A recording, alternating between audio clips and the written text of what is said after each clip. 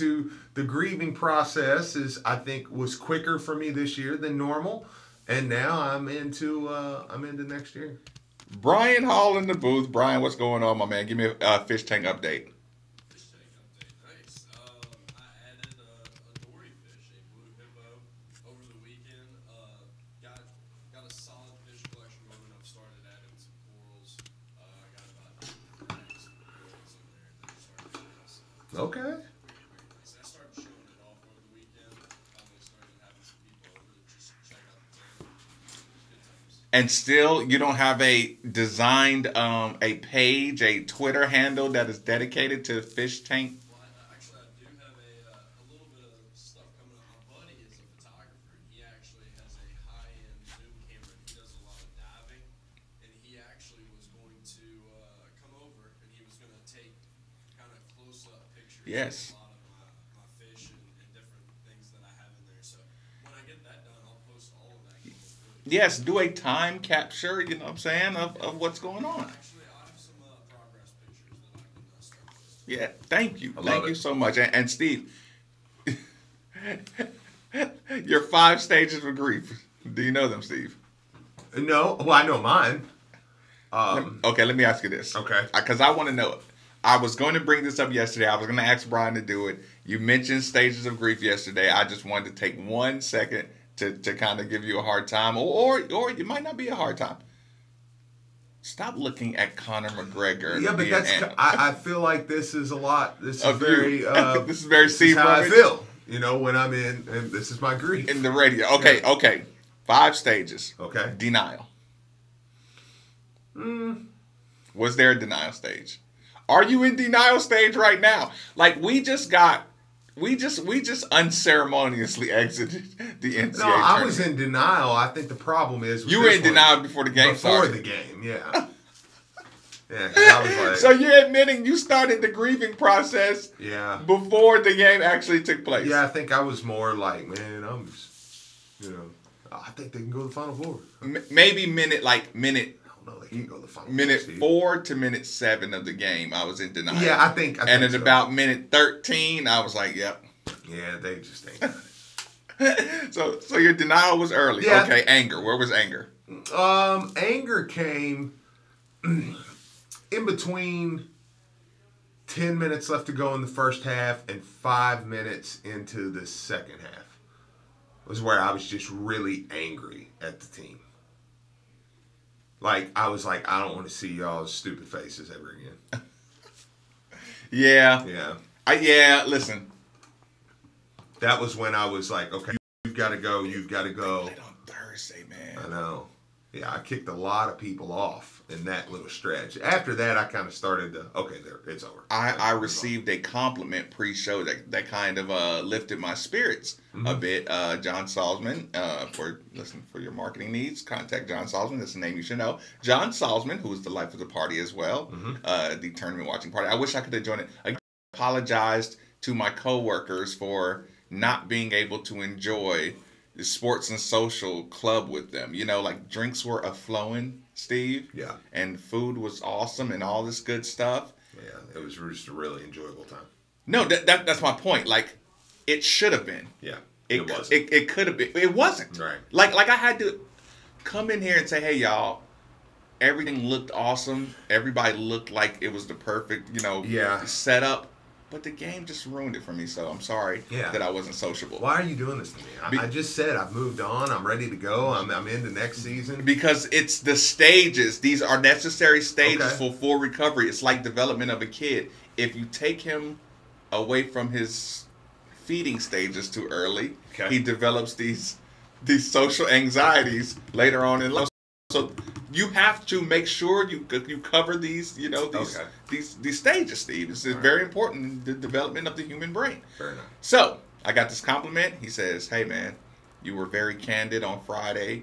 It was one of the best, analysis of post-game, that I've heard. And, he's just like kind of, thank you very much, for the show. Yeah. Boy, that was a compliment and a gut shot. I was like, yeah. Yeah, thanks. Glad you got enjoyment off our loss. Yeah. I mean, which in Salzman of one of the people, I know he did not get any enjoyment. Right. Like he was being honest. But he's more of a grounded person. Okay, so my anger. Yeah. Thursday and Friday evenings. 2:30, 4:30, 7:30. The moment I wake up from my afternoon nap, I woke up in rage. Because there's basketball on. Well, see, and that's why I think I almost switched the two. I think I was angry first. I legitimately, and I think you and my wife can attest, because she was kind of like, wow, you're really not. I didn't watch a second of the tournament on Thursday, and I watched Duke play on Friday. I didn't have to watch it. I knew it was on. Yeah, but I mean, that was kind of my denial. People were tweeting about it. My denial was like, no, we're not out. I'm just not watching. It's just not happening. Yeah, right. There's no tournament going on. I'm just waiting for it to be overruled or something. Yeah. I'm like, no, there's no tournament. It hasn't started yet. And I didn't watch for 2 days. I watched Duke play. I did watch Duke play. Okay, now this stage might get a little interesting for you, Steve. Okay. Bargaining. Was there a bargaining stage that you went through in the 5 stages of grief?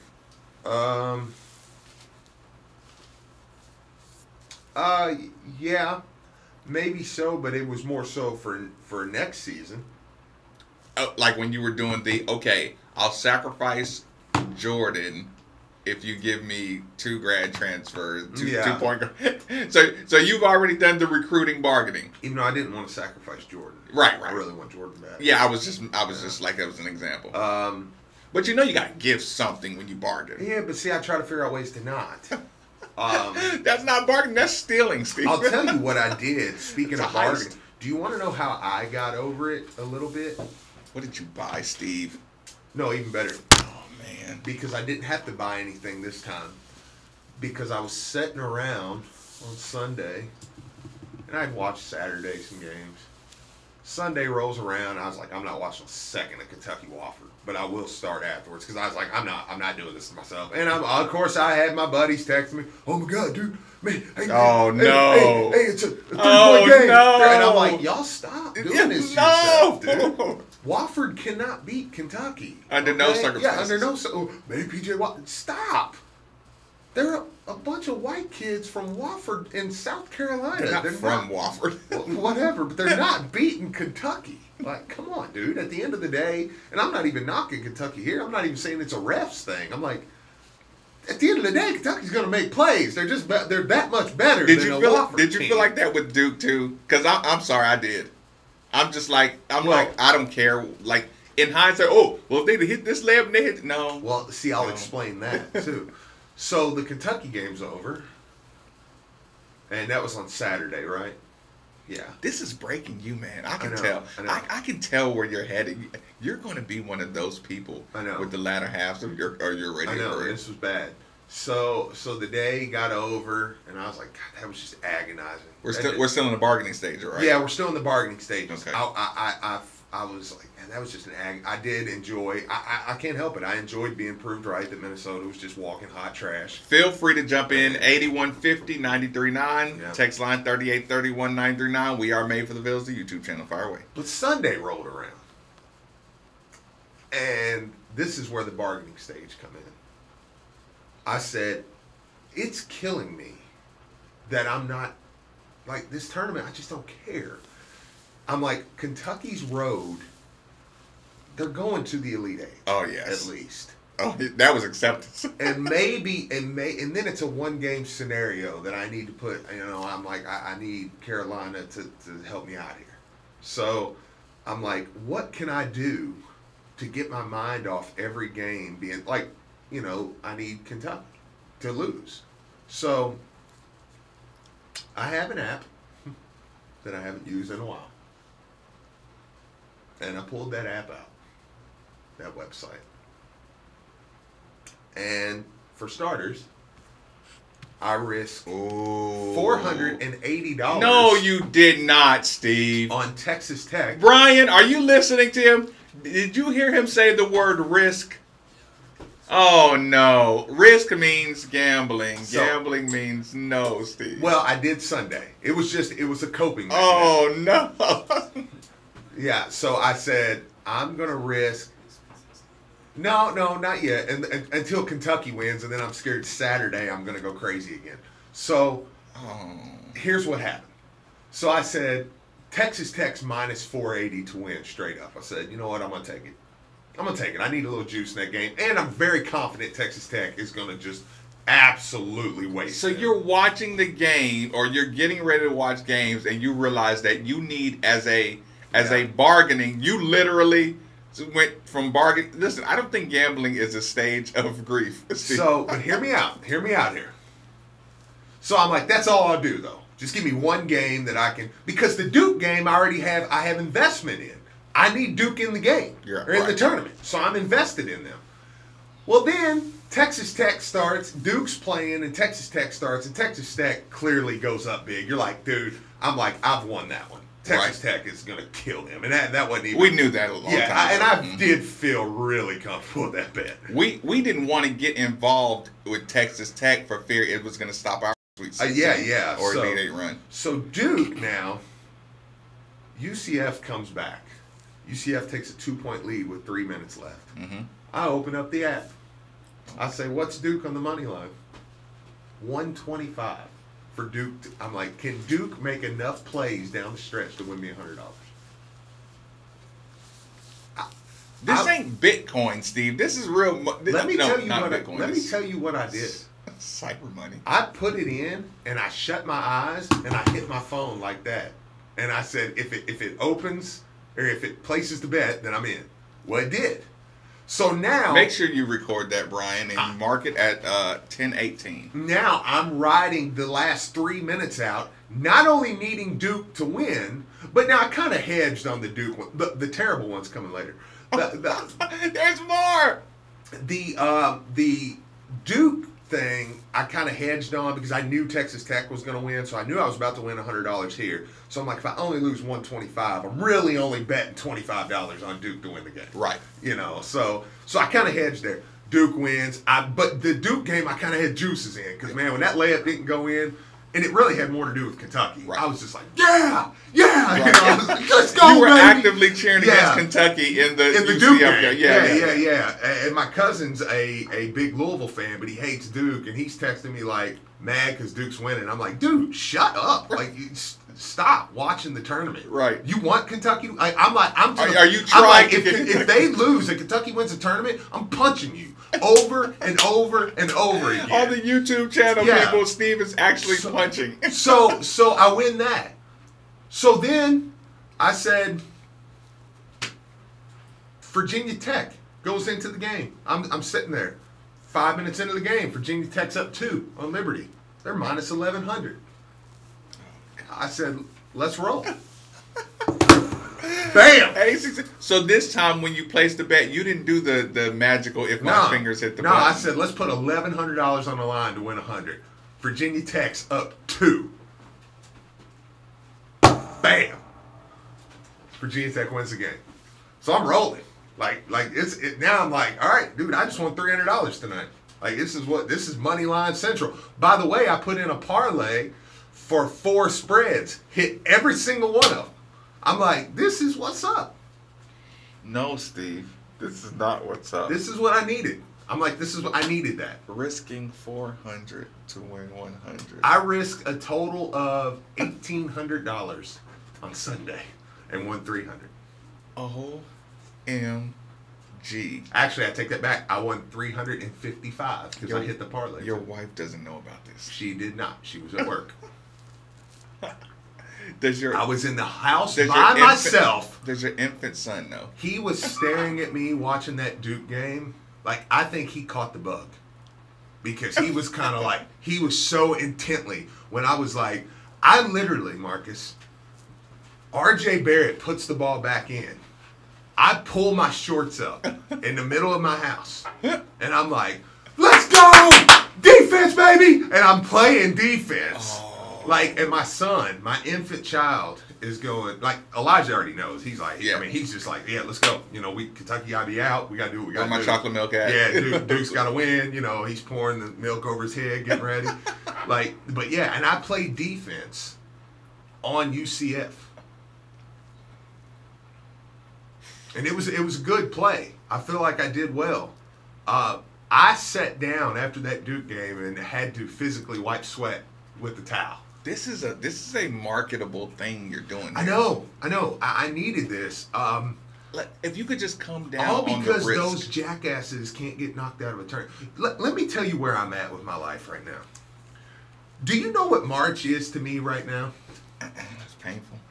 March to me is watch Louisville get knocked out early and suffer hoping Kentucky loses for the next 2 weeks. So it's finally, I think, starting to break me a little bit. Yes. Yes. Where I'm like, okay, I can't keep doing this every March. Yes, not this way. And I'm bringing this all back to Louisville. But let me say this. Yeah. Let me say this. Okay. Don't lose your point. Okay. Yeah. I get like that too. Mm-hmm. And I'm gonna make this confession. I'm sorry for my brethren, my opponents, and those who are sensitive on the other side of this conversation. Yeah. Isn't it always so worth it when Wisconsin does what they do? Isn't it always? Think about it. There's only one time where you finished this replay where it wasn't the happiest feeling that you've probably had the whole year. Would you agree with that? 100%. I mean, every single year, Steve, when it crashes hard and it feels good. And it's not going to happen. Like Luke May or Wisconsin, you would put up with what you put up with. Yes. For that to happen. Because the celebrations I had for those two games particular, were as good as anything outside of a Final Four for Louisville. That's what I'm saying. Wisconsin may have been Final Four level. That's what I'm saying. Yeah. Last year I was happy, but I didn't really think that Kentucky team was much. Who put them out last year? K-State. K-State. It's kind of like, but that one felt a little better because the road opened up so easy. That's what I'm saying. Yeah. The storylines with the M. Night Shyamalan or whatever his name is, just the weird opening up and the crash and burn endings. Yeah. The Pulp Fiction style endings. It's like, this is awesome. I know. And it's awesome. And then I want to be the guy that taps you on the back and says, "Oh, but y'all gave it a good run." I know. I wish at least y'all were still in it. Yeah. I know. But it's kind of wearing on me though. Yeah. Like when I go back and I look and I say, since Calipari's been there, one time has Louisville made it further than Kentucky. And that was the year they won the national championship and Kentucky wasn't in the tournament. One time since he's been there. And they weren't in the freaking tournament. Now, we won the national championship, which was later taken from us. So you have to understand, somebody that's grown up in this state, that's as passionate as I am about local sports, and I feel like the political, the way this state goes, and I have legitimate, I just don't like it. When people say things like, well, if you don't like the state, stay up there. Well, I do, unless I'm leaving the state. I don't go ahead. When I drive out of this area, I'm headed to Tennessee or Florida. I'm not. That phrase you use, if you don't like. Yeah. It's like, uh-oh. Yeah. Hey, if you don't like the state, leave it. Well, that's the only time I drive through it. Yeah, I don't go hang out in it. That's and once I fly a couple times, I probably will stop driving through it. So that's where I am as a person. When you hear me on the radio, you hear my accent. It's wearing on you. But you hear me talking about how much I love Louisville, which is not normal. Yeah, it's an oxymoron. Yeah, so yes, it's wearing on me to continue to watch them, and I feel like I've spent my last 10 years or so rooting more against Kentucky in the tournament than I had been able to root for my team. And I felt like I've had the better coach. Yeah. And better players a lot of times. Well, not talented players, yeah, like more, like more developed basketball players. Yeah. But this is the freelance spirit. I know. It kills you. So where I'm at is, this is why I've been felt like I had the better coach. I agree. And I feel like this is why I think that I've went against some even my morals now. And I've said, okay, you're going to have to move a couple people here. Like, because when I watched the McDonald's dunk contest and stuff last night, and I see outside, there's a couple going to Duke, a couple going to North Carolina. Nobody else in the ACC is getting them, other than Louisville. When I see how open it is, I'm like, okay, you've got to move a couple people out. You don't have time to waste. Yeah. Like you have a shot to be good. See, and you did that from the high school perspective.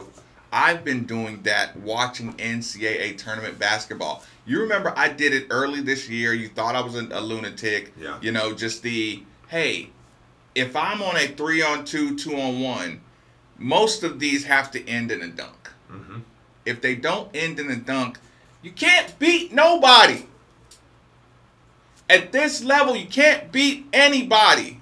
In Division I basketball, if my 3-on-2s, if we're not licking our chops, my bench should be standing up like, who's going to dunk this ball? How is this alley-oop going to look? Is he going to dunk this backwards and forwards? And I'm always frustrated with people. Listen, Travis Best, if y'all remember that name, Travis Best, not Indianapolis, Pacers point guard. Right. I'm talking about 6'2", wasted me in a race Yeah. one time. I was like, wow. Travis Best is punching on you in a 3-on-2, 2-on-1 fast break.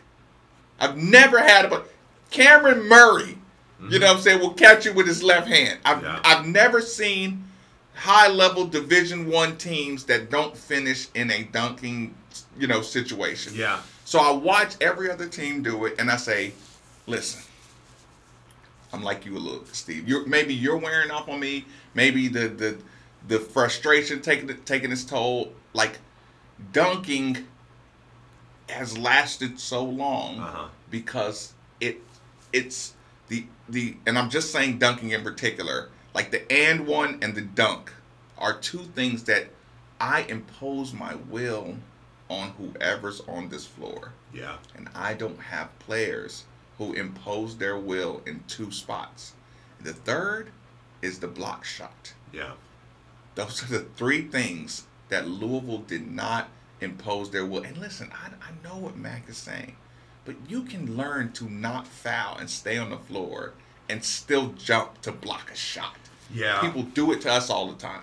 I know. Right? So you get my point. Like while you're looking at that, I was doing the same thing. Like, hey, we're going to have all summer to say, what can this guy do? What can he give me? If he can't impose something on an opponent, he can't be on the team. And, it's not going to be personal. Right. When it happens. Right, yeah. And it just says, look, Mac, I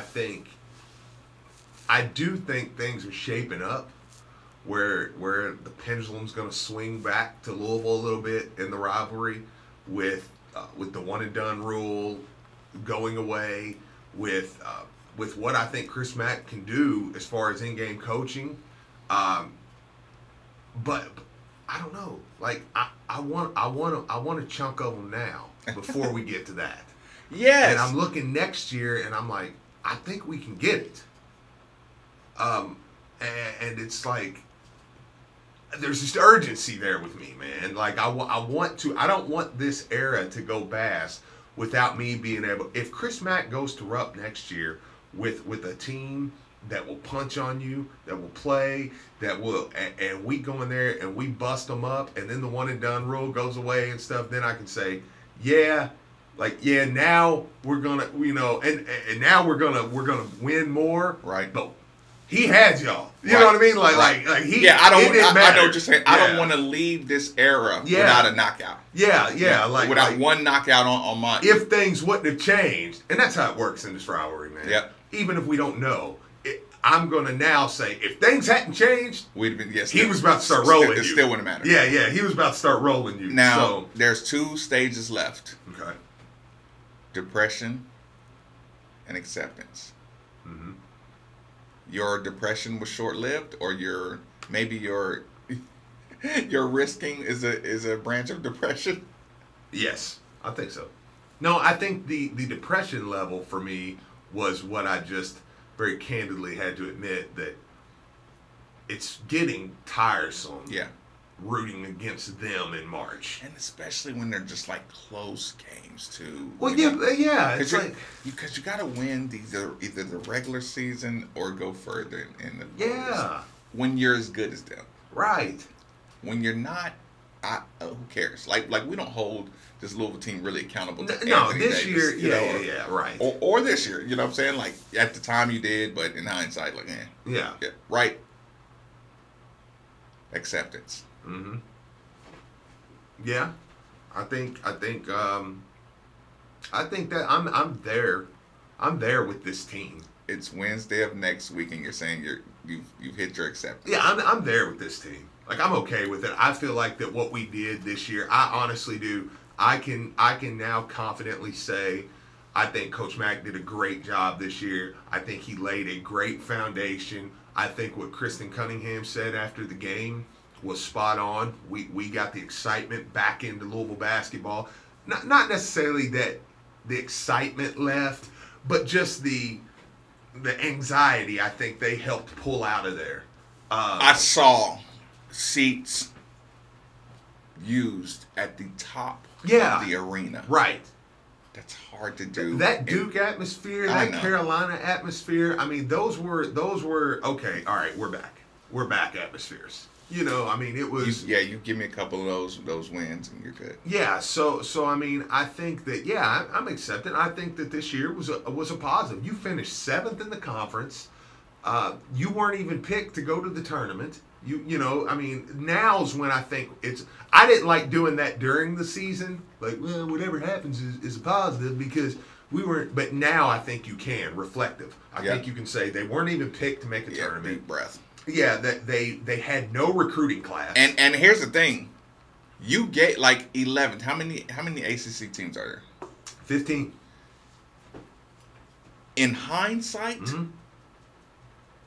they could have been picked lower. Sure. And nobody would have said anything. Yeah, the knowledge of Chris Mack is why they were... Think about that. Yeah. Knowing Chris Mack was coaching this team from Xavier, from a 1 seed, you still had them 11th, which means... You know how, like, when you're doing lines, when you're setting lines, you give a team 3 points, they probably gave a Chris Mack bump. Yeah. So that means you were saying going into the year, your roster is probably 14 or 15. Mm-hmm. Yeah, I think that's fair. Your roster experience, role player thing. Yeah, you lost 4 starters. I mean, you lost 90% of your scoring was the stat. So 11 was a Chris Mack bump. Yeah. Nobody thought that he couldn't coach. You have a guy who's been a 1 and a 2 seed in the last 2 years, the last 3 years, you know, and the year in between he went to the Elite 8. Like, I mean, you have one of the hot. You not one of. You got the best possible candidate you could have got. And everybody knew that when they picked what was going to happen in the season. Yeah. And not only that, I never really thought about that. Like 11 was knowing who's coaching this team. Yeah. That means y'all said this roster. So anything good you've seen out of this roster was a surprise to all voters. Yeah, I think so. And I think that you ended the season, man. You ended the season feeling like he did a great job. And the team came along and the team set up, I think, a springboard for what you can be in the next, for going forward. What you can be. Yeah. Quick commercial break, midday with Marcus Maven. 8150, 93.9 is the number on 93.9 The Ville.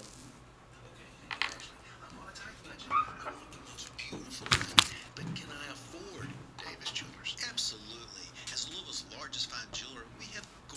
complete diamond engagement rings starting at under $1,200. Plus, did you know with our Now my man's going after financing, Bol Bol. qualified buyers can buy Avenetti? one I mean, carat diamond of course. for as Did you little see what he said about as $89 per Aton? month. That's amazing. Because That we he just asked Aton and Nike about the cash payments to his mother, and Nike's attempted diversion and cover up will fail once prosecutors realize that they've been played by Nike and their lawyers.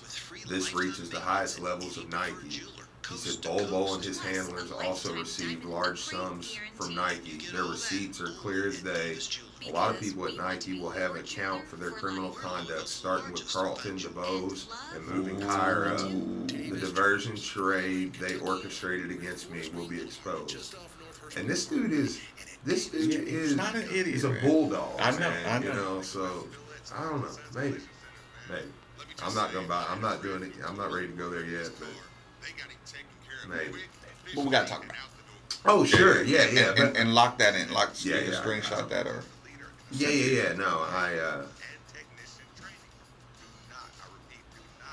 Yeah. No, Yeah, you gotta talk about it. Can we push it long enough to start on the second half? Yeah, I think so. Okay. So we want to finish basketball talking then? Yeah, we can. You sent me something from Cherry Atwell. I didn't get the chance to read it. Oh, it was just terrible. It was somebody on our team they were doing the dunk thing at Is your bedroom, sunroom, or room over the garage too House of hot in the Boom or summer, whatever. maybe too cold It's in the most winter? unathletic BJ thing I've ever Heating and seen. Cooling, your local One of our factory defensive authorized linemen or brand dealer, somebody, has and they teamed jump up and they go with to dunk, and like Brian they just Bubba's lose their equipment, bounce, and they're whatever it like, takes to make that oh, moment no. feel And I'm like, again. we're- Brian oh, Bubba's no. splits are highly We're gonna efficient kill. and avoid the insulation And- of bulky and ductwork. Get BJ two Heating and Cooling. folks Call in it? today Yeah. to schedule your free estimate and get 0% financing for 3 years with approved credit. Call the experts you can trust at BJ Heating and Cooling. UPS is now hiring for package handlers in Louisville. Package handlers are It's amazing competitive how wages. something knowledgeable Thinking like about stages college, is but worried about how you'll pay and for your tuition? you can With drag it out. UPS's Metropolitan Oh, no. College program, UPSers who meet program guidelines can graduate 100% debt-free, work part-time, go to school, and graduate debt-free. It's that simple. Why pay for school? Let UPS do the heavy lifting. Apply now at upsjobs.com. That's upsjobs.com. In this ever-changing world where financial institutions merge and open close branches, it's nice to know Central Credit Union is expanding to better serve the needs of the folks of Sellersburg. guess Duke's After on the nearly next 80 years, coach. their founding Yeah. principle remains the same. Probably. People helping Be Hall. Centra offers individuals Have- and businesses a full range of services to meet their every need.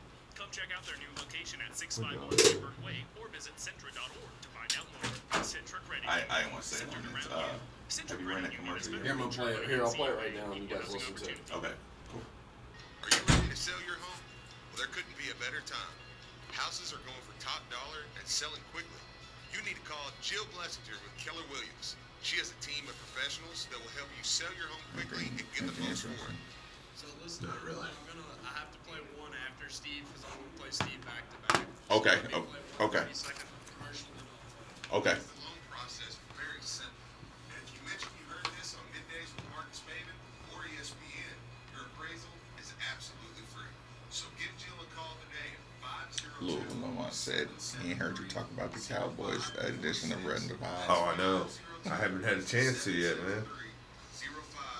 Louisville's been sucking it up, so I'm excited. I think the Cowboys will be real good.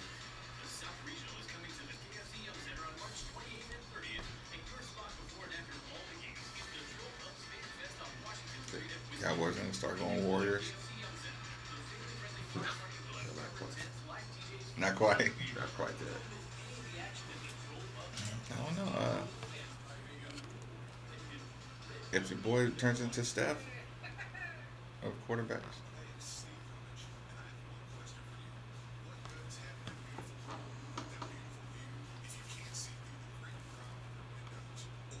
Every time you try to open them, it feels like an extensive workout.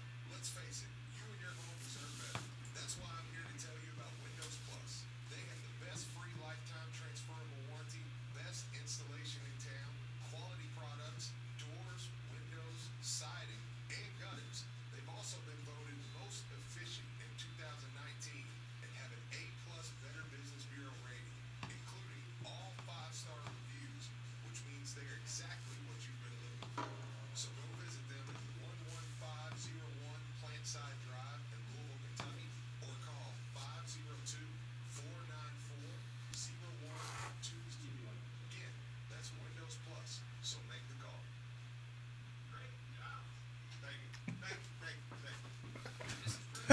Funny. That's funny. You should have both, one with and without. Maybe 1 hour you play. Yeah, alternate. Yeah, it's awesome. It was a great job.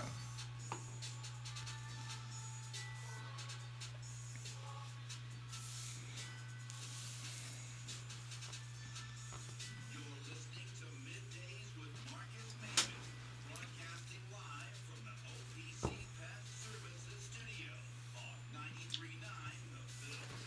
Now, here's Marcus Maven and Steve Rummage. Welcome back. It's Midday with Marks Maven. 8150 93.9 is the number. 93.9 is the station. Again, people, to further your enjoyment of Middays with Marcus Maven, I encourage you to go to youtube.com, go to We Are Made for the Ville, click the little subscribe button. So every time, you know what happened last night? Speaking of clicking the subscribe button, Steve. Okay. I am, evening looking for productive things to do at the end of the day, Yes. just to finish my day strong. So I'll sleep well, right? Uh-huh. So, I get a little meditation, a little yoga, do my shower in, and, just do all my manicure and all this good stuff, right? That sounds right. So the house is clean, everything's all good. I brought my camera in because I was cleaning out my car, so I got the camera there sitting on the counter. My computer's there. So this is what I decide. I'm on YouTube. I'm kind of cleaning up some things on the YouTube channel and blah, blah, blah. And lo and behold, in your history, Yes. Brother to Brother, they did a great job this year. They were my saviors. So you should definitely subscribe to their channel too. They have all the games basically in full game format, right? So in my history, right there, Louisville, Minnesota, right? So put the camera on myself, right in front of the camera. I have my little Pinky in the Brain t-shirt on. Thanks, Marquita. I love it. I'm ready to go. I'm just enjoying my evening. I click record or go live on the YouTube channel. I click on the game. 6 minutes, 42 seconds roughly. Couldn't do it. Yeah. I mean, I couldn't do it. I actually put myself on camera and I'm like, I can't do it. Right. I literally can't do it, but I'm going to do it. I'm going to do it. I'm going to do it often too. So subscribe and listen. A couple people checked it out and they saw my pain. They're like, okay, dude, you're going to have to get through this. I think that's going to be my last bit of acceptance when I can watch that game from start to finish. Yeah, I probably won't. I just, I don't know. There's certain games I get nothing out of. Like Cal, we played California in, what was it, 20? Yeah, the worst 10. ones. That's the only way I get acceptance though. Yeah, but I'm just like, there's nothing there. There's nothing I get out of the game. They just crap the bed. Just move on.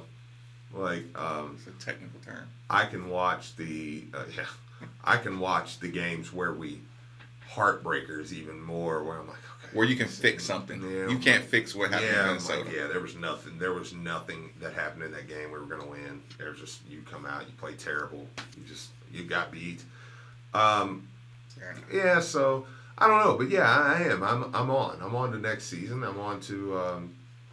Texter wants to know. I mean, when you say moving on, I want to kind of transition a bit. You were talking about, our whole conversation kind of took off when you said, you're looking at McDonald's All-American and stuff. Yeah. And I kind of jumped on that one and ran with it. Tournament talk and players dunking and running transition. Describe that feeling watching the McDonald's thing. And then you talked about, what the ACC is acquiring or not acquiring from the local superstar. Well, the point I made yesterday was just when we went down the ACC rosters and we said, look, I mean, it's open next year. It's open. And Louisville's roster, I mean, even if we play the game and say, okay, they're behind Virginia, Duke, and Carolina still, they're far ahead of everybody else at that 4 spot. And 1, 2, 3 isn't unbeatable like they felt like this year. Right. Like, I mean, so you're going to win a few of those games. So you're when you right say there. that, are you saying with development, with an off-season program? I think so. Because I don't want to get caught up in the oh, well, they're going to be 10 times better at this and this and that, Yeah. unless you really believe that. Well, I don't know. Part of me says that if they took the exact same team in there, I think they would probably finish fourth. I mean, man, they dang near were 2 games off from finishing fourth this year. You know, I mean, so it's like... Yeah, and I didn't feel like we stole a lot of games. No. So, I know, actually. I mean, it's the opposite. We had multiple games stole from us. We donated more games. But yeah. Then, so... but next year, yeah, I mean, I think with an off season, we're going to trust that Mac gets it rolling, or not gets it rolling, but we're going to trust that what we saw last year with what he did, with what he had, that he's going to, in an off season, they're going to get that much better. I think these freshmen are going to come in, they're going to improve and get that much better. Whoever we add upon, on top of freshmen, whether it be grad guys or whatever. Any additions should improve. Like, we shouldn't take steps back with the additions you make. Yeah, so, I mean, I think that opens up. And watching that McDonald's last night, and I said, look. Or we're going to find out that Christian Cunningham was the MVP of the whole team. Yeah. I mean, but watching that McDonald's game last night, I said, look, or the Powerade Jam Fest, I'm like, okay, North Carolina's got 2 guys. Possibly a third. No, actually 1. But I'm counting Cole Anthony as for them. Yeah. Duke's got 3 guys, but their roster's significantly worse. I mean, you feel like that there's a lot of opportunity there. Let me get to the phone lines. Let me get to the Bill at Scorns and Sons Collision Center. All right, here's some Stephen A. Thought Brian was just interested in just saying that. Yeah, I was about to. No, it started playing Stephen A. Yeah, okay, yeah. I was like, all right, cool. Scott, thanks for joining us on 93.9, my man. What's on your mind?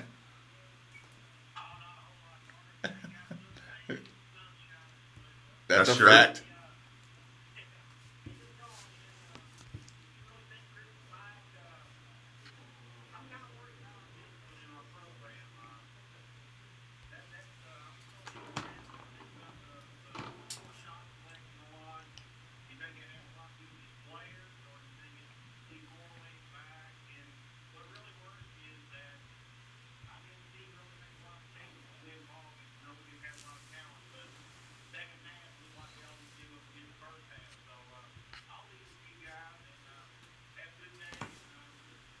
Appreciate it. Listen, I appreciate the call. Here's the thing. When you add, that call is a perfect call when you add perspective. Mm-hmm. Now, sometimes I feel like maybe I have a little too much perspective to answer that like normal call-in show, conversation. Because I would say, yes, there was a lot of bad shots, right? I'll also say the offensive numbers he puts up with his teams are inarguable. Yeah. Right? Like, he puts up offensive numbers consistently. So now you have a context to the undisciplined look of the team. And if you're like any parent, any child watches the freedom level, right? So what if I tell you he puts up offense because of his freedom? Mm-hmm. He puts up offensive numbers because of freedom. You'll say, okay, I can feel you. What if I say he got Jalen Withers and let's just say Quinn Sislinski. Let's say he recruited hard for Nickelberry and David Johnson. But let's say the other guys came because of offensive freedom. Mm-hmm. Hey, if you're gonna practice enough to hit this shot, I'm gonna let you shoot it over and over and over again. That helps you get recruits. Sure. Freedom of shot. Okay. Again, Chris Mack comes in. These aren't his players. If I come in, don't shoot this, don't shoot that, only shoot this, only shoot that. He hasn't even figured out who's the alphas with the shot selection. Who can miss a shot? Who can miss 3 shots and keep going? He's still in a learning stage of his players. So, like, what we're requiring of him is an unfair urgency to make it look like basketball we're used to seeing. Yeah, and I think I'm hesitant on using, like, he didn't make adjustments in the second half and different stuff because, I mean, that he just didn't have the horses to make adjustments. A lot of times, I mean, what do you do? And you listen, know, what was his best? His best. I don't know if it was Pittsburgh. I don't know which game it was, but the best post game when they asked him what he said at halftime, he said absolutely nothing. You remember that, Scott? Remember when Coach Mack said they asked him what this team came out, you know, and did this in the second half and what adjustments and what'd you tell them? He said nothing. I said, I'm not going to change anything until you start playing hard. yeah. So to your point, Scott, maybe it wasn't a lot of adjustments. Maybe no. Yeah. When you execute my game plan works. When you're not playing, but my game plan requires that you play all out. If I'm going to keep my game plan until I identify the all-out players, and they're going to be the guys that play, or the guys who are capable of playing all out at a consistent level. Yeah. So like I said, Scott, I'm not challenging what you're saying because Sure. what you see is a lot of bad shots. You know what I'm saying? What you see is a consistency in the game plan. But I think with the bad shots, I mean, there's multiple times you say, well, where do you go? And how many bad shots went in this year? A lot. A lot. So I mean, like, I do think that's an okay assessment. I mean, there's nothing wrong with that assessment. Yeah, of this year's your team. eyes aren't lying to you. I just think the perspective has to be there that says, yeah, that may be the case, but this is why. Fact. Yeah, absolute fact. Let me move along. Seattle Paul, thanks for joining us on Morning with Marcus Maven. What's on your mind, my man? What's going on, guys? Hey, I've been hearing, you guys talking about, and, like the Green Park Chronicles and other things, like talking about potential grad transfers. So I got a couple questions. So, one, are we going to be taking any scholarship hits next year to, like, finish up the sanction on scholarship? And two, is there a grad transfer at the point guard caliber, like, kind of like a Reed Travis, when they get up to get for it, even if it's kind of 4 or 5, like, coming from a Power 5 conference instead of mid-major? Listen, here's the thing. And look, Paul, I appreciate the call. I feel like you have tapped into myself and Steve's phone conversations. We have basically been putting together a dossier or a document, you know, a bill of rights, right, so to speak. And on said bill of rights, we're not taking any more grad transfers who don't have certain. And look, that's me and Steve. So if these grad transfers don't go through the Steve and Marcus bill of rights of acceptance, we're gonna crush them over and over again. And I'm gonna crush Luke Murray and Coach Mack and Kahil Fennell and whoever else is over there and Andy Kettler if they don't meet a certain standard. Yeah, with grad guys. This is to your point, Paul. Yeah. Like I want my grad guys coming from Ole Miss. You know, and like I said, not the shade, but my grad guy, I want Power 5 to Louisville situation. Or I want 20 and 12 guy. Yes. You know, conference player of the year guy. Guy that's overkill that I have to fit into a system. Yeah. You know, because sometimes, you don't want that guy because he's too much of a volume scorer, right?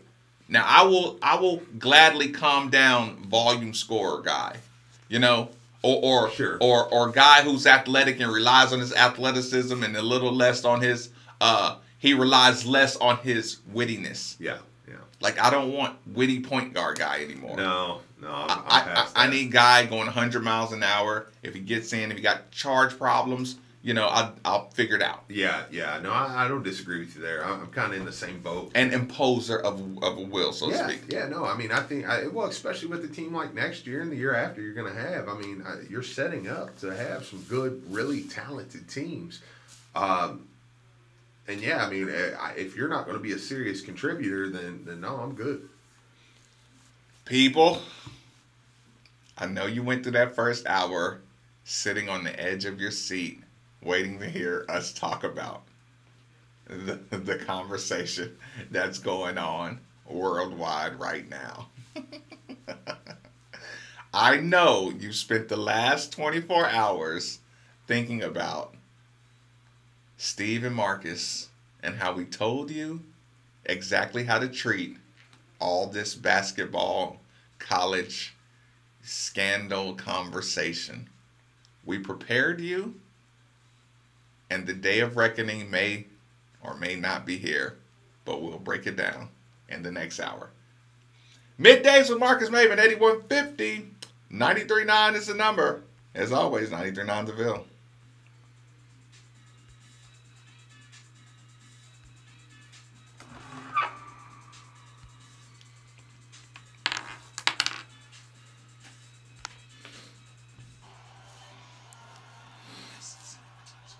a matter of seconds, a car accident can turn your world upside down.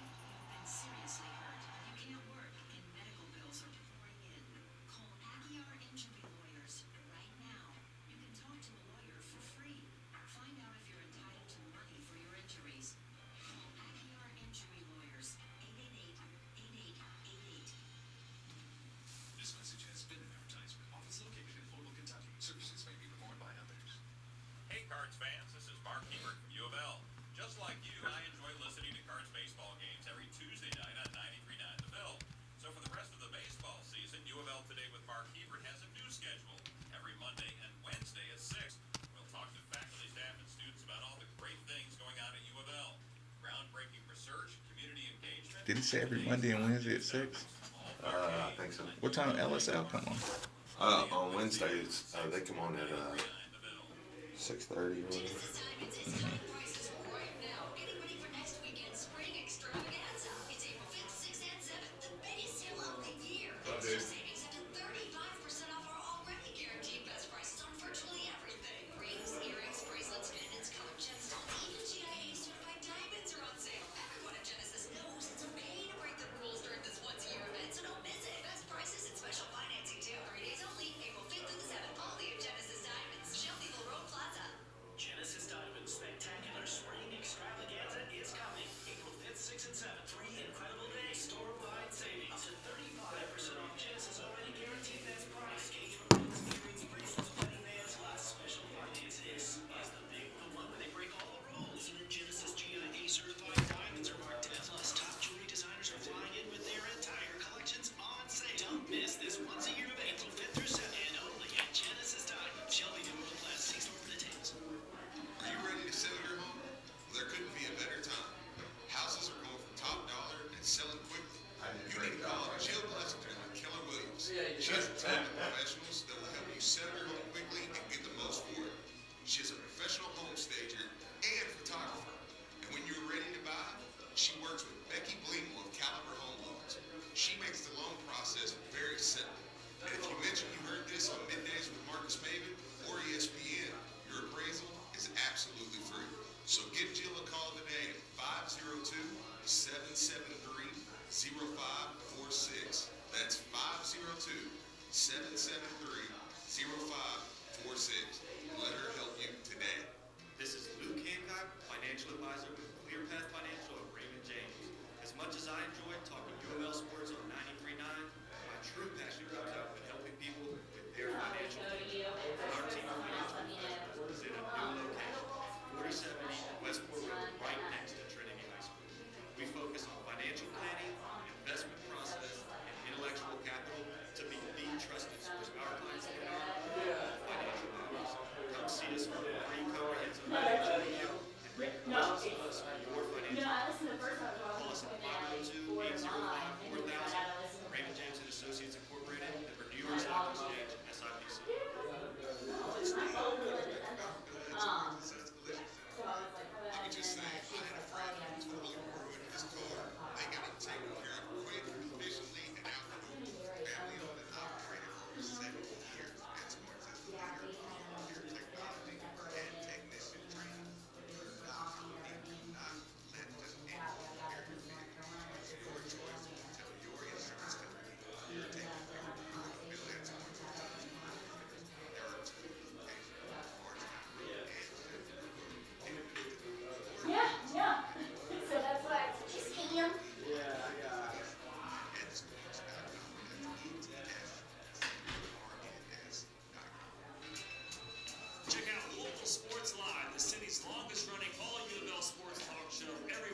6 o'clock right here on 93.9 The Ville. Check us out daily at LouisvilleSportsLive.net. Follow us on Twitter at Millville Sports without an live. All the best local and national guests every Wednesday at 6 o'clock right here on 93.9 The Ville. An official broadcast partner of the University of Louisville, WLCL Sellersburg is 93.9 The Ville. Time now for an ESPN Louisville Sports Center update. Good morning, Louisville. I'm Brian Hall. The Sports Center will be brought to you by MrDelivery.com. Local restaurants delivered. Use promo code ESPN for a discount on your first order. The number 1 seeded Louisville women's basketball team now knows their opponent for the Sweet 16. It'll be number 4 seed Oregon State on Friday. Before Coach Wills arrived in 2007, the women's program never got past the second round of the NCAA tournament. Since then, they have made 9 Sweet 16s, 4 Elite 8s, 3 Final Fours, and made 2 national championship game appearances.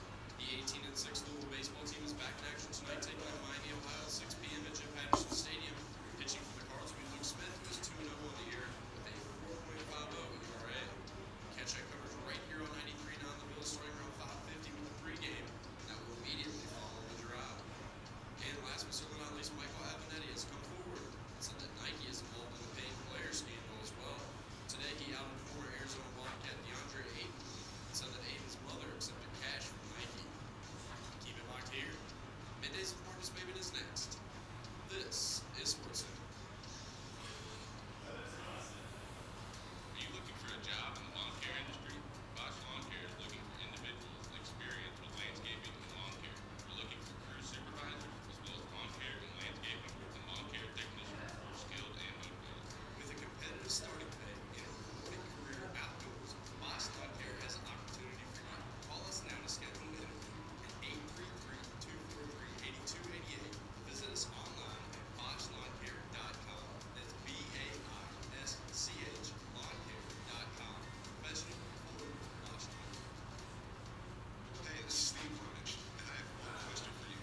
What good is having that beautiful home with that beautiful view if you can't see through the grit and grime of your windows? Or every time you try to open them, it feels like an extensive workout. Let's face it, you and your home deserve better. That's why I'm here to tell you about Windows Plus. They have the best free lifetime transferable warranty, best installation in town, quality products, doors, windows, siding, and gutters. They've also been voted the most efficient in 2019 and have an A+ Business Bureau rating, including all 5-star reviews. Tune in. They're exactly what you want to look for. So I said tune in. You hear me?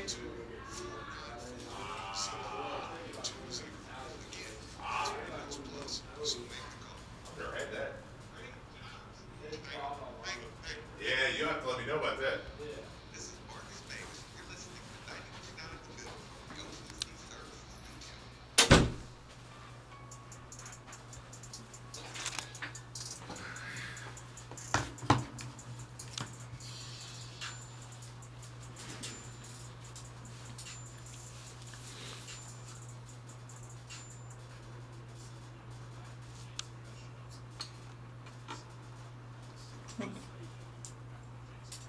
Cool.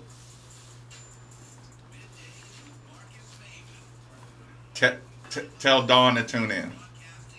Yeah. Or come listen in there.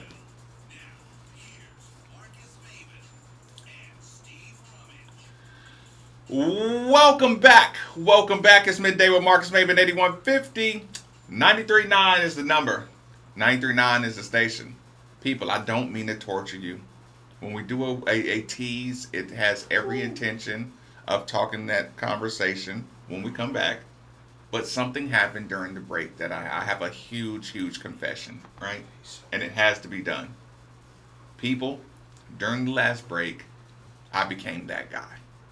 What guy? That guy. Yesterday, if you were listening, you remember when Steve talked about getting a personal trainer, quote unquote personal trainer, and the moment he said personal trainer, he was like, well, it's not like I actually need a personal trainer, like I don't actually need somebody telling me what to do. You remember how I gave him a hard time about that? I just realized I'm him. I had a moment where I was Steve, who doesn't need a personal trainer guy, or maybe even worse. Steve, let me ask you a question. Okay. Our lovely, lovely, lovely sales extraordinaire, Dawn Yates, is in the back, right? Okay. She's in a condition where her ankle requires a wrapping, right? Mm-hmm. Kind of a home wrapping. You know, she was playing volleyball, and had a sports injury, as which is you pointed out, which is awesome for our sales staff to be out there getting it in on the sports side of things, right? So here's the thing, Steve. As former athlete guy, as I know everything about basketball ankle sprains guy, as that guy, Steve, I point out, yeah, Donna, your ankle wrap's kind of loose. Mm-hmm. She's like, yeah, I was kind of in a rush trying to wrap it. I was like, yeah, well, the wrapping is just not tight. It's gonna, kind of compress in the wrong areas, and it's not gonna be really like useful. And she's like, yeah, well, what should I do? I was like, well, probably gonna have to get somebody else to wrap it up for you. And she's like, yeah, well, maybe if I try to do this. And I just had a medical answer for everything she said. And the moment I went away, I'm like, Marcus, did you just do that? Mm-hmm. Did you just tell her wrapping was crappy? Somebody else is going to have to wrap her ankle. She did a piss poor job wrapping it. And as an athlete guy, I know that everything you just did is wrong. She's sitting there injured. Her leg is up, trying to be elevated. You know what I'm saying? I didn't even have the guts to say, yeah, this is probably not elevated high enough. Mm-hmm. You know what I'm saying? Like, I turned into that guy that doesn't need a trainer and knows everything about personal training and injuries, and now I feel horrible about it. You think she took it personal? No, I think you're fine. I mean, do you want to stay injured, or do you want to get better? So I was doing the right thing. Yeah, I think sometimes you got to call it to attention.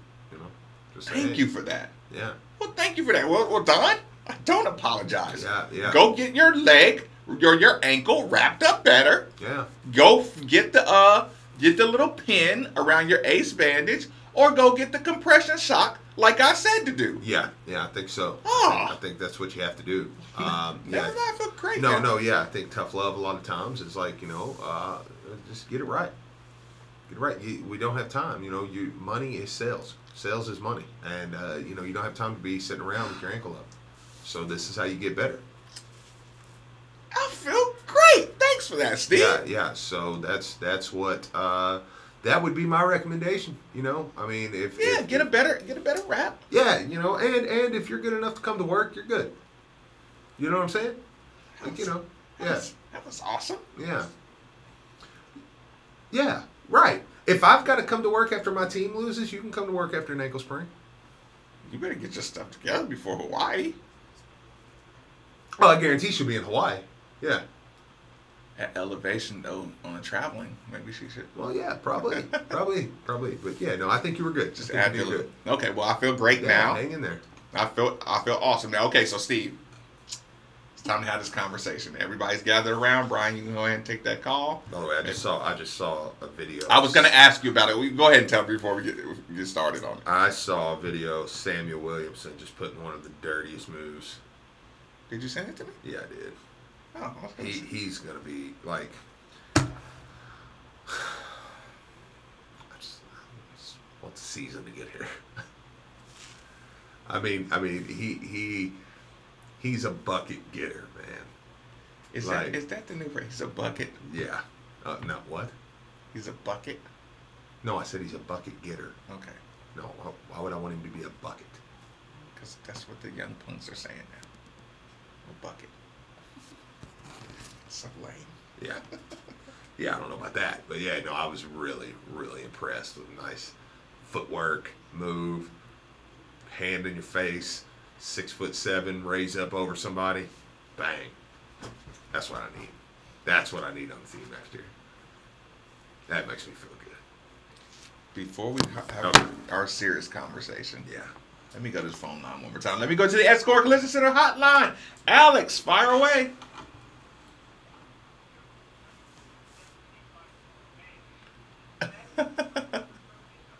Yes. Yes.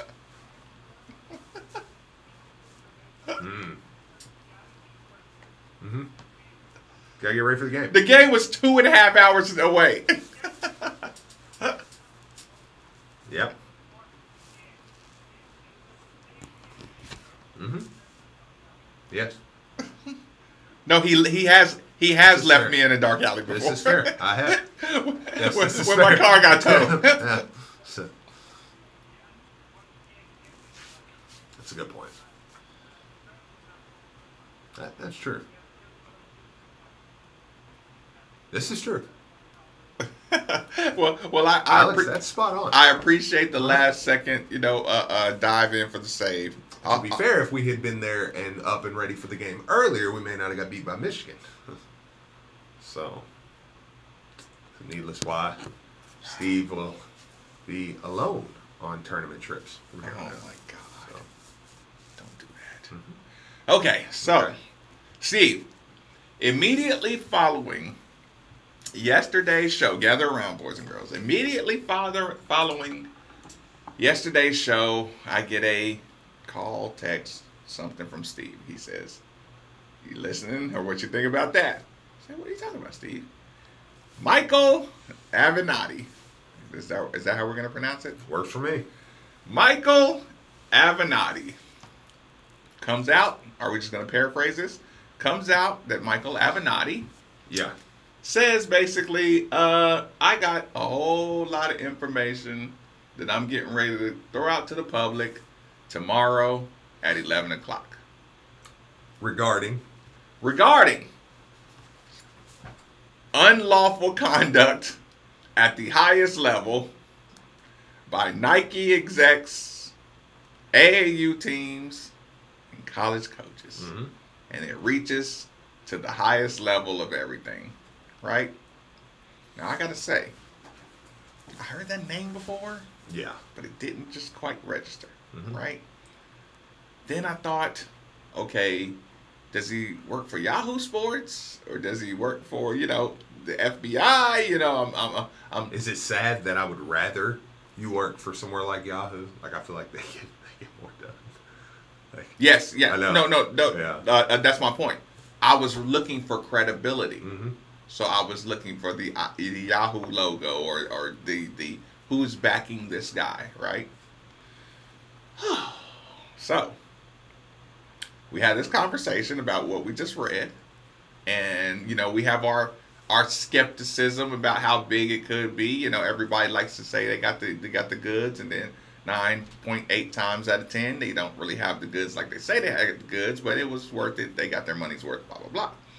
And at this point, you and I both agree that anything is whatever. Like anything. I just want the world to burn with it. Yeah. Anything we'll take. Yeah. We'll take gladly. Because we know we're not in the business of protecting the sanctity of the sport right now. Yeah. Until NCAA help us help you, and you can help us help you by being consistent. Then we can get back in. We can get back behind what you do, right? His logo looks like Donovan Mitchell's spider. Is that a spider logo? No.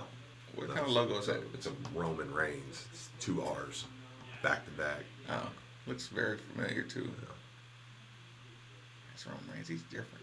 Yeah. I probably hadn't seen him in 10 years or something. Point being, we saw, we heard, we mathematically calculated that there might be something here by the end of the conversation, right? Yes. Before I got to order my food in said restaurant, saying, and that's why you don't mess with Nike.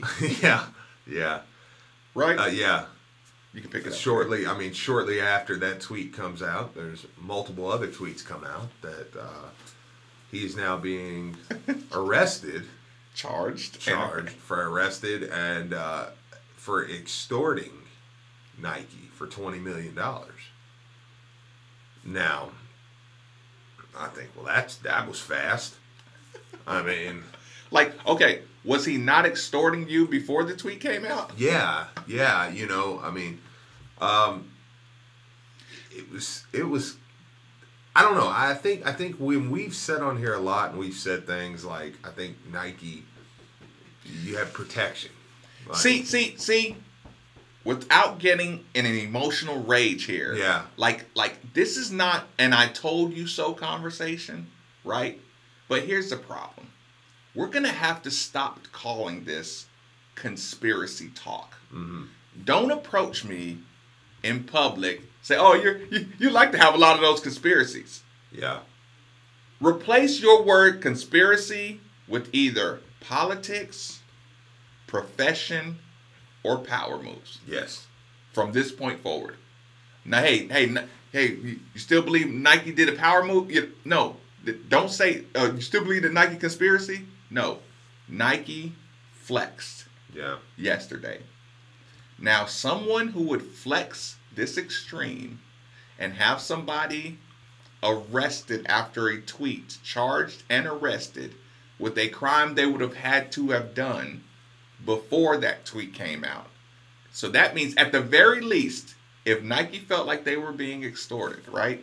Yeah. That means Nike was deciding when are we going to come out with this information, right? Yes. Like you didn't make the last extortion conversation we've heard about around Louisville was Rick Pitino. Mm-hmm. And what did we hear? No, he went right away.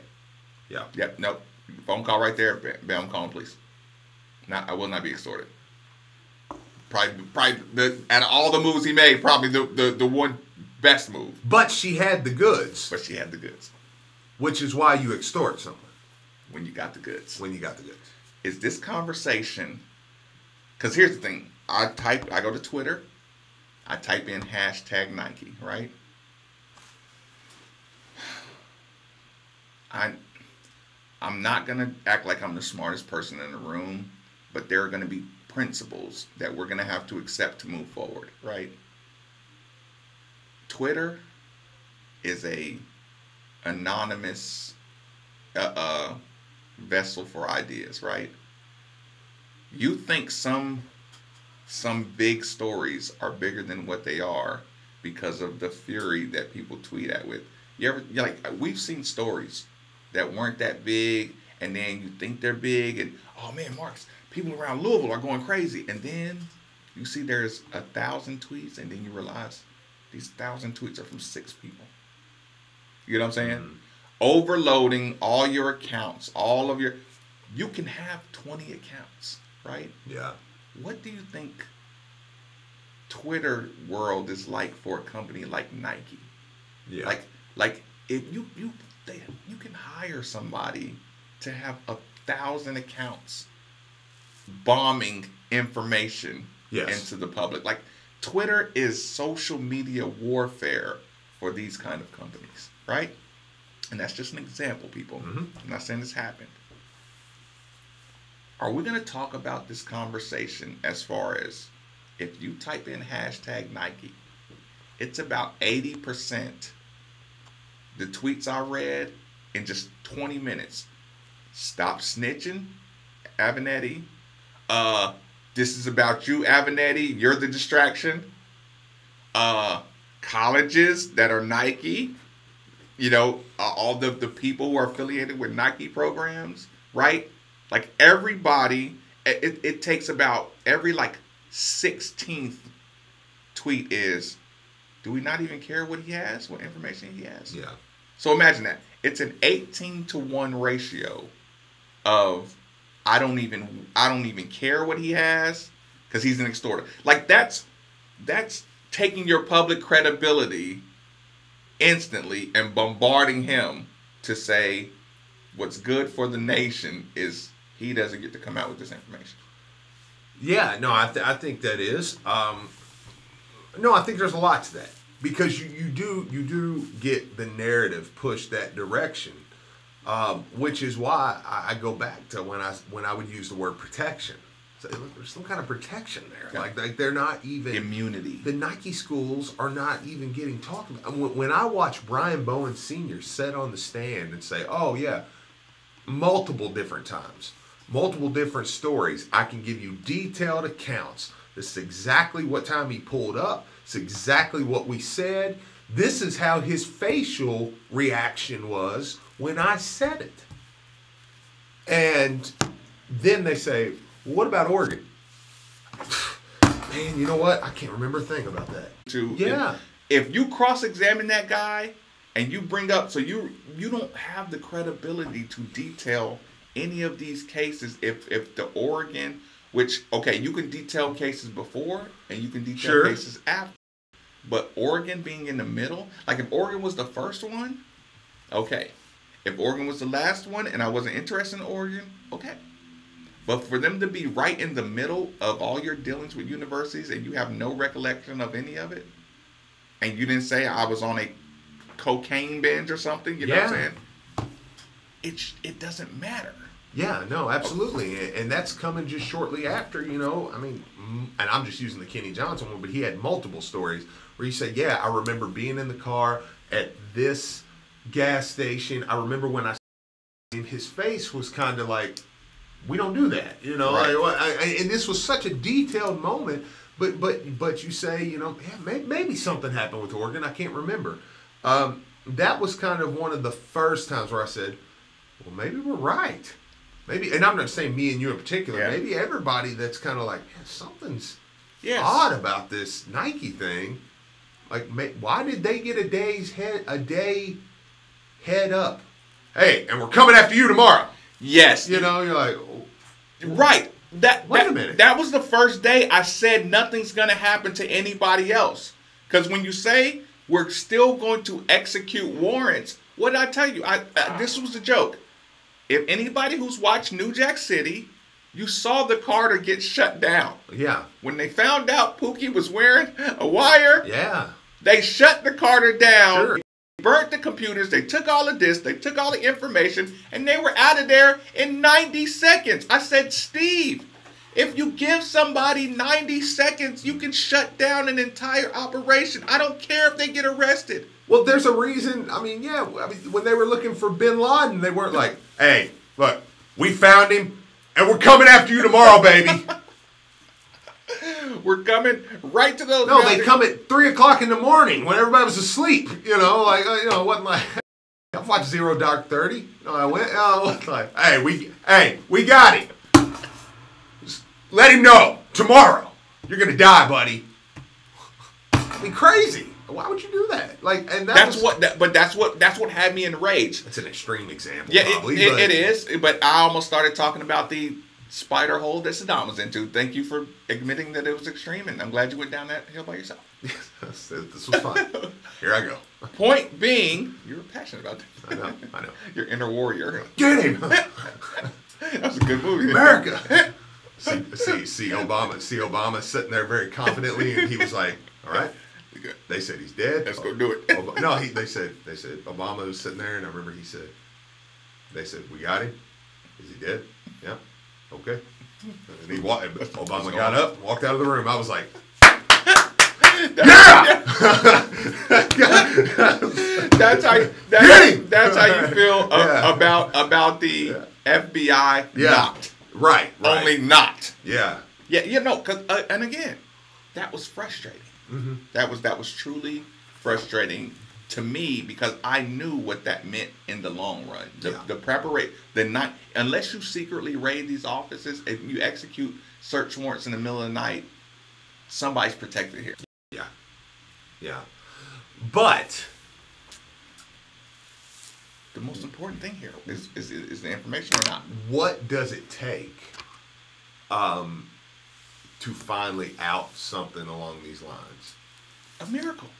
Well, and it takes somebody... An illegal act. Yeah. Because here's the thing. I told my buddy Dwayne, I said, listen, this is going to be tied... Think about this. You arrest him.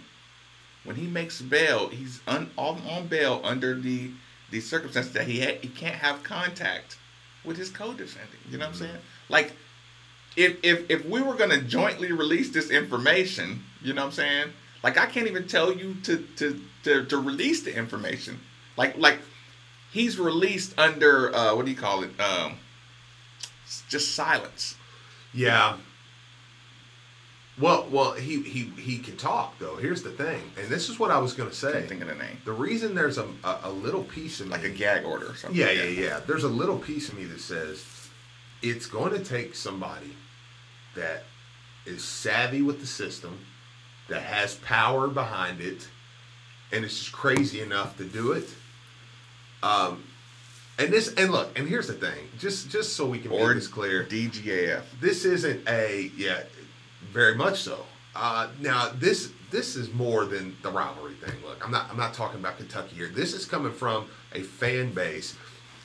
I hope this isn't taken. You can say this is shoe wars. This is political. This is power. Well, I hope this isn't taken the wrong way, because you guys, I don't think I need to specify that I don't think I would go back. I love Chris Mack, and I think Chris Mack's the guy. Right. But this is coming from a fan base that should be sitting here today talking about what Anthony Simons and Romeo Langford and the squad that they have, how are we going to beat whoever. Auburn this week on Thursday, because we're a 1 seed and this is it, and this is where we're at now. Yep. Because of this.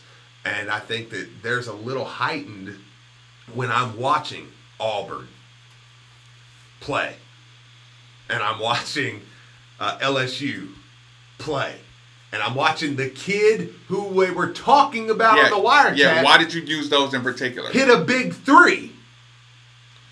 Say that again. No, say that again. Yeah. You're watching the kid who's being talked about on the wiretap, and it disgusts me every time when I hear the benefit of the doubt conversation. Well, he didn't say his first and last name. He just said the smart kid. Okay, well, the kid's name is something smart, right? Oh, well, maybe he was saying the smart kid. Yeah. Right? Like I said. Okay, well, which one of the kids on the team do you classify as the smart kid? Right? You get that, but the problem is when you talk about protections and defenses and power struggles and media coverage is when I say the inherent disadvantage that you put all schools at, or Adidas schools.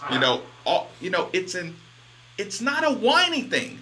Yeah. Like, I'm not whining about, competitively. If my school doesn't make enough money or it doesn't have, I'm not whining about that. Well, you're just trying misdirection because you got in trouble. No, it's why we got in trouble and got hammered to a different level. It's because you get away with it's salacious when it's Rick. It's boys will be boys when it's Auburn coach. Yeah. It's man, they got paid, but yeah, it's good old fashioned slot machine gambling, or it's dice games on the corner. Yeah. In the hood, right? Mm-hmm. I'm sorry, I used a bad example. It's poker room gambling. There's $100,000 in that back room of that poker. Yeah. That's an illegal economy where people, get murdered and get robbed in the same way on some corner somewhere. And dice games is $200 or $300 being exchanged. Yeah. And if you're just comfortable beating up on dice games and not comfortable when the backroom card games, they bring AK-47s to rob those things. You know what I'm saying? Yeah. So you get my point. Like, and Louisville being stuck in the comfortable. I'm comfortable going at Rick. I'm comfortable going at Adidas and James Gatto, but I'm not comfortable going at Oregon and Coach K. Hey, Zion's parents living in a $300,000 house. Now I'm comfortable with that pay. Yeah. Cause he's so good. He deserves that. I'm bothered by people's comfort in protecting these teams. Well, if I'm putting a little bit with it, he did get out on bail. A lot of you probably heard these already. I know Brian Hall talked about some of it in the thing. He did get out, and he did tweet. So I'm gonna read these real quick to you and just kind of see what you think. Take your time. He says in tweet, asked DeAndre Ayton and Nike about the cash payments to his mother and others. Ooh. Nike's attempt at diversion and cover-up will fail miserably once prosecutors realize they have been played by Nike and their lawyers at Boise. This reaches the highest level of Nike. Bol and his handlers also received large sums of money from Nike. The receipts are clear as day. A lot of people at Nike will have to account for their criminal conduct, starting with Carlton DeBose and moving higher up. The diversion charade they've orchestrated against me will be exposed. And this guy's not a chump. Yeah. People got to know that. Like maybe, like, you notice how we were so quick to say, oh, he was dumb. Nike has him now. Yeah. Well, like he's a chump. Well, here's why I read that.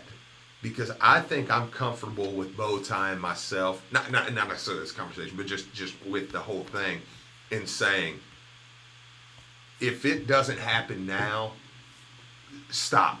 Just stop talking about it. Stop talking about it. It's not going to happen. Yeah, stop even running it. Like, I haven't. Listen, you think it's odd that I haven't read it over your shoulder? No. Repeat, Steve. Yeah. Michael Avenatti. Yeah. Has been one of the biggest names in journal. What is it? Tabloid. Yeah. In tabloid action of the last 2 years. I'm watching them talk about LeBron James's groin and how he's a great husband, great father, and generous philanthropist. Mm-hmm. Earlier on, I was when they're talking about Conor McGregor retiring. A man just said the biggest recruits in the biggest shoe company. He's arrested for charged $25 million conspiracy extortion. Yeah. And we've been on air an hour and a half and first take above your shoulder. You know what I saw at the bottom line, Steve? I saw breaking news. You know what the breaking news was? Bayer gets a 1-year suspension for PEDs. I know. That was the big red breaking news on a boring Ars Tuesday. Yeah. You're dying for information to talk about on Tuesday. And I'm looking at growing And this pains. is the hottest time of the NCAA. You're right in the middle of the NCAA tournament. I mean, and this is not a story. That's what I'm saying. Like, don't talk about any other story on ESPN anymore. If you're not gonna give this 35-minute segment. Yeah. I know. It's, talk about stages of grief. This is an acceptance stage right here. Yeah, and it just I don't know. I don't know. I think you just, like I said, anything that comes out is I'm okay with at this point, because I'm at that point with the just that release right there. Think about this. A man just said, "Hey, Bowl, why don't you tell the NCAA about how money went to your mom right here?" He said, what did he say about the receipts? He said they're clear as day, and called out a guy from Nike by name. Your receipts are clear as day. Your tax returns, whatever it is, are clear as day. Direct payments. Mm-hmm. And we're still talking about LeBron James or the validity of this piece of crap snitch guy. Well, you know who's playing Friday night? Oregon. Or I'm sorry. Do you know who's playing Thursday night right here in Louisville in the Yum Center? Oregon. Now I know Bol's been sitting out. He played about 5 games. I'm done. How much coverage does this get? None, probably. So you would bring Rick Pitino in, or bring up that conversation in Louisville's first round matchup, but you won't talk about Oregon and Bol and Michael Avenatti, who has been the top trending Twitter name over the last 24 hours. And the reason I say that is because, look, they're playing here. While Bol's not playing, he played for them this season. Right. So your Sweet 16, you're already vacating it. Well, until you don't. But you'll say, oh, well, he's injured, so it don't count. I know. So, there's that. Was this pretty depressing? It was, but on the other side of the shoe, there's some tweets coming out today that I think you're going to want to hear, and you're going to love to hear, and it's going to excite you about Hold that thought. Middays with Marcus Maven, 8150, 93.9 is the number on 93.9 The Ville.